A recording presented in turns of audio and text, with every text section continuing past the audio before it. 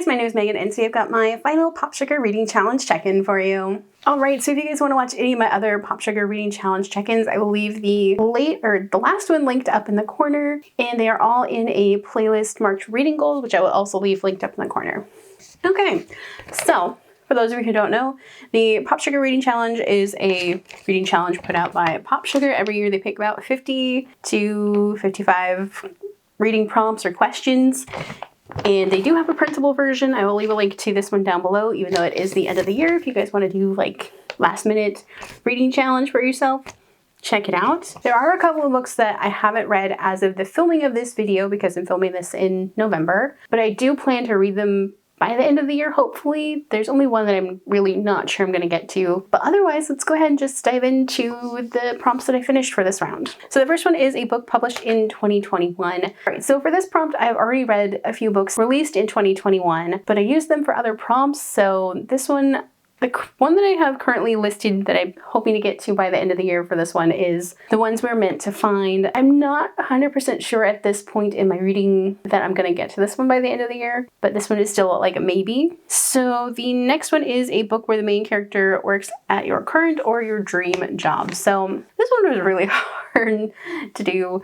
So I just chose Floral Kisses because I think working at a florist would be interesting. It's not like a dream career or anything, but it seems interesting, so that's what I went with for this one. So next up is a locked room mystery. So for this one, I went a little non-traditional locked room mystery, and I went with horrid because there is a locked room, but it's kind of a mystery to Jane, our main character, why the room is locked and why it's not a storage closet like her mother told her. And this is just a creepy like horror novel based around unraveling the mystery of this weird locked room. Okay, so next up is a book with something broken on the cover. So this one was also a rather hard one to pick because looking through a lot of my books, it was hard to find something, but then all of a sudden I remembered I had White Trash Warlock, and this one has a broken tower on it, and this was probably one of my favorite books of the year so far. Like hands down, one of my absolute favorites. Alright, so the next one I finished is a book by a vlogger, a YouTube video creator, or other online personality.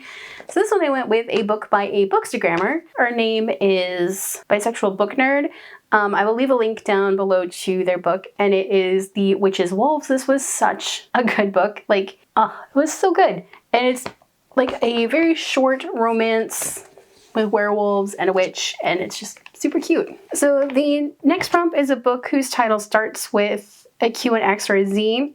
So this one I kind of modified it a little bit to fit a book I already had. So this one I went with the book that has an XY or a Q, X, or a Z in it, and I went with Secret XXX.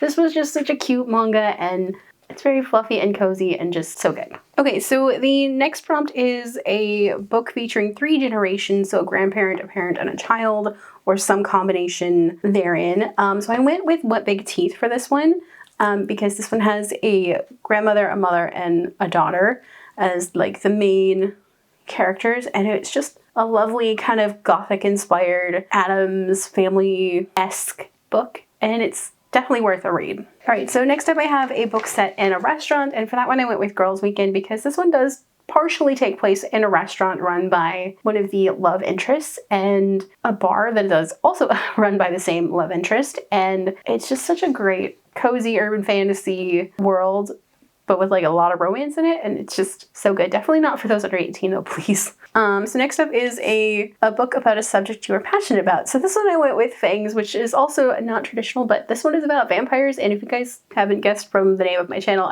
I love vampires.